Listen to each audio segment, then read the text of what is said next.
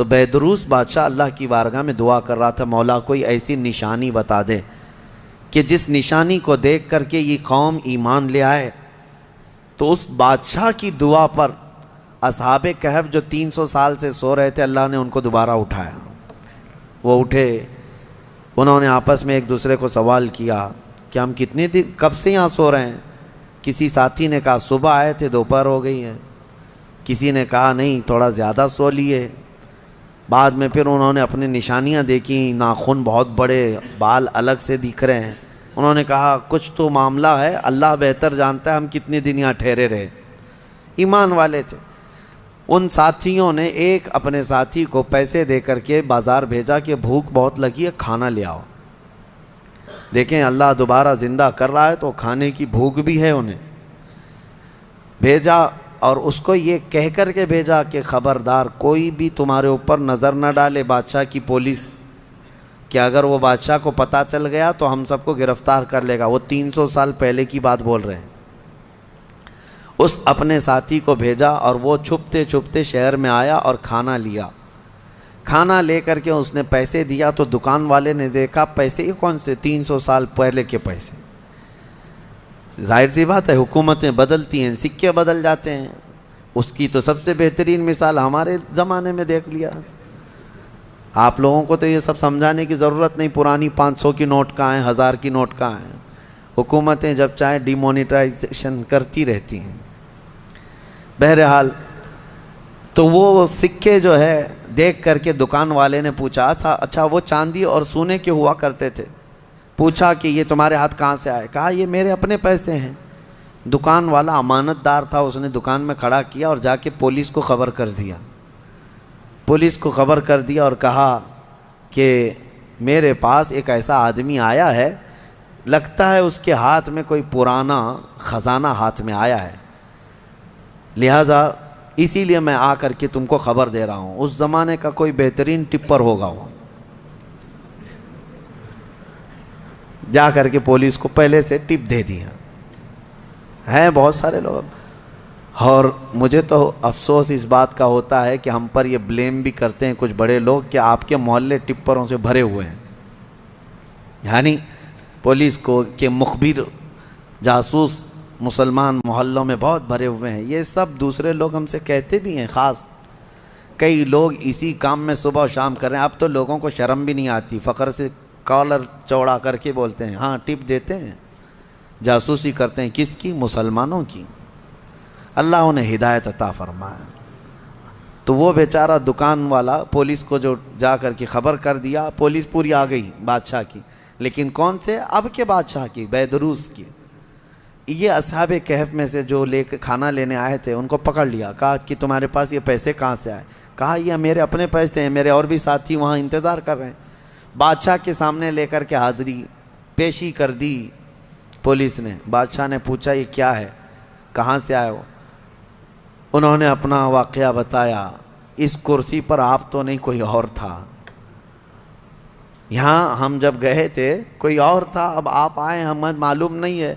ہم یہاں سے اپنا ایمان بچا کر گئے تھے، ہم سوئے غار میں اور بھوک لگی تو کھانے کے لیے آئے۔ بیدروس کو معلوم تھا کہ ایک دقیانوس بادشاہ کے ظلم سے کچھ لوگ شہر چھوڑ کر گئے تھے اور ان کے غار پر دیوار بنا کر ان کی قبر بنا دی گئی تھی۔ جیسے ہی بیدروس کو یہ پتہ چلا کہ ان میں سے کوئی آیا ہے، کرسی چھوڑ کر اٹھا اور کہا لے چلو مجھے تمہارے ساتھیوں کے پاس۔ بادشاہ اپنی فوج کے ساتھ نکل پڑا اس غار کے پاس جہاں یہ لوگ سوئے تھے۔ اب غار میں موجود دوسرے ساتھیوں نے دیکھا تو کہنے پکڑا گیا ہمارا ساتھی، دیکھو پوری پولیس کے ساتھ آ رہا ہے۔ لیکن جب بادشاہ آیا دیکھا ان اصحاب کہف کو، دیوار پر ان کی پوری تاریخ بھی موجود ہے اور یہ زندہ سلامت بیٹھے ہوئے ہیں۔ سارے بادشاہ کے ساتھ پوری قوم جتنی تھی سب کے سب اللہ کی بارگاہ میں سجدے میں گر گئے کہ ہم ایمان لاتے ہیں مولا تو قادر مطلق ہے۔ 300 سال کی نیند کے بعد کسی بھی انسان کو جب اٹھا سکتا ہے تو مرے ہوئے راکھ میں گئے ہوئے انسان کو بھی اٹھانے پر اللہ تو قدرت رکھتا ہے۔ بے شک مولا میرا قادر ہے، اور اسی لیے رب تعالیٰ نے قرآن میں فرمایا منہا خلقناکم وفیہا نعیدکم وَمِنْهَا نُخْرِجُكُمْ تَارَةً أُخْرَى. پتہ ہے یہ ہم دعا کہاں پڑھتے ہیں؟ ولیمے میں، کھانا کھانے کے وقت، قبرستان میں مٹی دینے کے وقت. ہاں کیوں پڑھتے ہیں؟ اس کا مطلب یہ ہے، اللہ فرماتا ہے ہم نے اسی سے تمہیں پیدا کیا، مٹی سے، اسی سے ہم نے تمہیں پیدا کیا، اور اسی میں ہم تم کو لے جائیں گے، اور اسی سے ہم تم کو دوبارہ اٹھائیں گے. مٹی دینے کے وقت ہر ایک کو یہ احساس ہونا چاہیے میں اسی سے پیدا ہوا ہوں، اسی میں جاؤں گا اور اسی سے پھر اٹھایا جاؤں گا.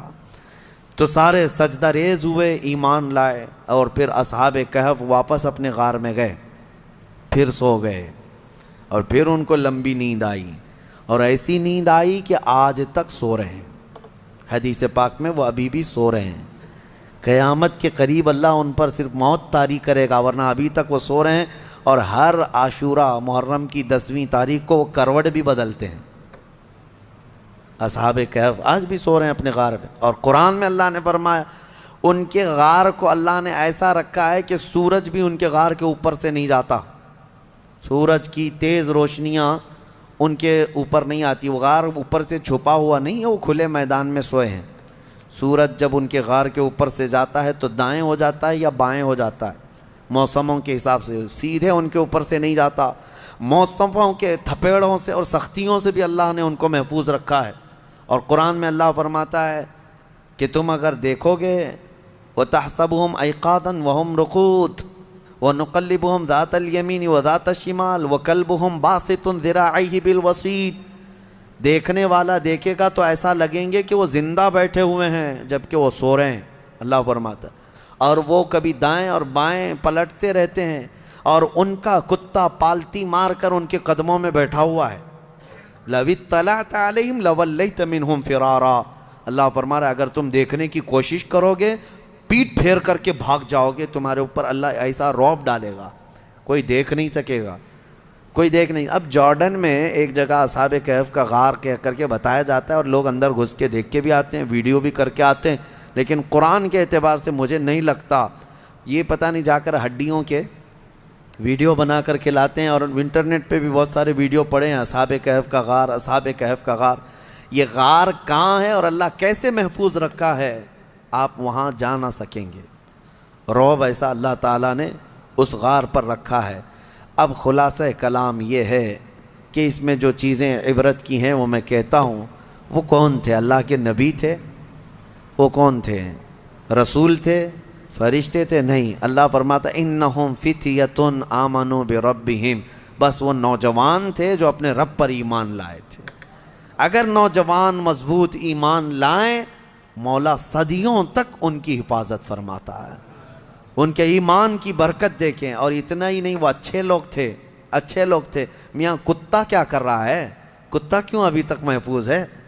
اور بلکہ بعض روایات میں ہے جانوروں کو تو قیامت کے دن ختم کر دیا جائے گا، ان کا معدوم کر دیے جائیں گے. یہ ان کے لیے جنت دوزخ نہیں ہے، لیکن اصحاب کہف کا کتا جنت میں جائے گا، کتا بھی جنت میں جائے گا.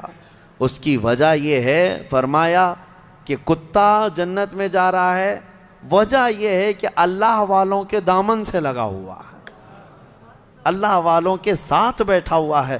تو میں یہ پوچھتا ہوں، اللہ والے نیک بندوں کی معیت میں صحبت میں رہ کر کتا جنت میں جا سکتا ہے، تو تم امت محمدیہ اگر غوث پاک کی نسبت حاصل کرو، غریب نواز کی نسبت حاصل کرو، تو کیا اللہ تعالیٰ ان کے ساتھ تمہیں محشر میں جنت نہیں عطا کرے گا؟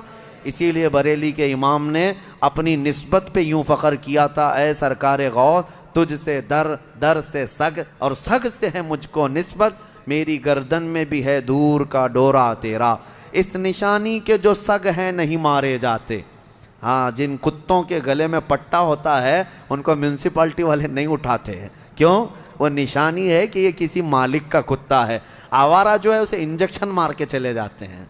ہاں، جو آوارہ کتا بھونکتے رہتے ہیں ان کو انجیکشن مارتے ہیں یا لے جا کر کے کہیں ویرانے میں چھوڑ دیتے ہیں. آپ کے یہاں میونسپلٹی کی گاڑی اب آتی ہے نہیں آتی پتہ نہیں، لیکن دیکھو بیلٹ والے کتے کو کوئی پکڑ کے دکھائے. ارے اب تو کتوں کے لیے بڑے قانون بنے ہوئے ہیں. ہمارے ہاں تو چھوڑیں، باہر ملکوں میں تو انسانوں سے زیادہ اہمیت جو ہے نا کتوں کے لیے ہے. ان کے لیے بہت اعلیٰ قسم کے قانون بنے، پارلیمنٹ میں بل پاس ہوئے ہیں کتوں کے لیے، جاپان وغیرہ میں. ہاں کتے کو کچھ نہیں کہہ سکتے آپ. بلکہ ایک آدمی نے کیس کیا کسی کے اوپر کہ اس نے میرے ٹامی کو کتا کہا، اس نے حقارت سے کتا کہا. یہ ڈیفیمیشن کا کیس، مان ہانی. جیسے ابھی پرائم منسٹر کو کسی نے کہا تو وہ اپنے حد کے عزت کا کیس کر لیے، اس طرح کتے والے نے کیس کیا کہ مجھ کو کتا کہا. اس کو کتا نہیں کہنا چاہیے بلکہ پاکیزہ اخلاق والا. ہاں بہت خوبصورت یہ القاب سے کہا جائے، یہ کتوں کے لیے بنے ہوئے ہیں. میں یہ کہہ رہا ہوں میرے عزیزو، بات یہ ہے کہ اگر کتا نسبت حاصل کر لے تو وہ اصحاب کہف کے ساتھ جنت میں جاتا ہے.